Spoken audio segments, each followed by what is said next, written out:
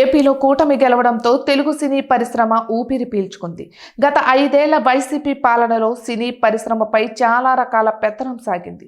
టికెట్ల ధర పెంపుతో పాటు చాలా రకాల అంశాల్లో సినీ పరిశ్రమ అభిమతానికి వ్యతిరేకంగా వైసీపీ సర్కార్ నడుచుకుంది. అందుకే ఈ ఎన్నికల్లో 90% సినీ పరిశ్రమ జగన్ ఓడిపోవాలని కోరుకుంది. కూటమి గెలవాలని ఆకాంక్షించింది.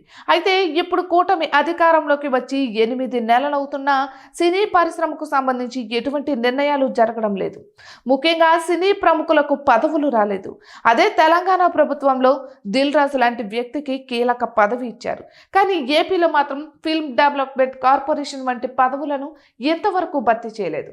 అలానే టీటీడీ భక్తి ఛానల్ చైర్మన్ పోస్టును సైతం ఇంతవరకు నియామకం చేపట్టలేదు.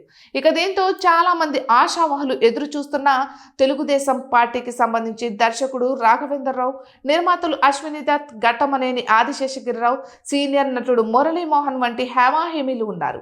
వీరంతా నామినేటెడ్ పదవుల కోసం ఎదురు చూస్తున్నారు. అశ్విని దత్ తో పాటు మురళీమోహన్ అయితే టీటీడీ చైర్మన్ పోస్ట్ ఆశించారు. కానీ సమీకరణలో భాగంగా వారికి అవకాశం దక్కలేదు. అయితే అశ్విని దత్ విజయవాడ ఎంపీ స్థానానికి గతంలో టీడీపీ అభ్యర్థిగా పోటీ చేసి ఓడిపోయారు. ఇక మురళీమోహన్ అయితే రాజమండ్రి ఎంపీగా గెలిచారు. పార్టీ తరపున ప్రాతినిధ్యం వహించిన అనుభవం ఉంది. అయితే వారికి నామినేటెడ్ పోస్టులు దక్కే అవకాశం ఉన్నట్లు టీడీపీలో ప్రచారం నడుస్తోంది. దర్శకుడు రాఘవేంద్రరావు తెలుగుదేశం పార్టీ మద్దతుదారుడు. ఆయనకు ఎప్పుడూ టీడీపీలో ప్రాధాన్యం దక్కుతూ వచ్చింది. ఇక 2014లో టీడీపీ అధికారంలోకి వచ్చిన తరువాత టీటీడీ భక్తి ఛానల్ చైర్మన్ గా అవకాశం ఇచ్చారు చంద్రబాబు. ఆ ఛానల్ను ఎంతగానో అభివృద్ధి చేశారు రాఘవేంద్రరావు. 2019లో వైసీపీ అధికారంలోకి వచ్చిన తరువాత 30 years ఇండస్ట్రీ పృథ్వీకి ఆ పదవిని ఇచ్చారు జగన్.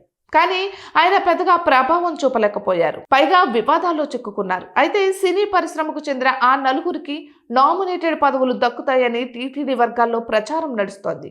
మరి వీరి సేవలను చంద్రబాబు ఎలా వాడుకుంటారో చూడాలి మరి.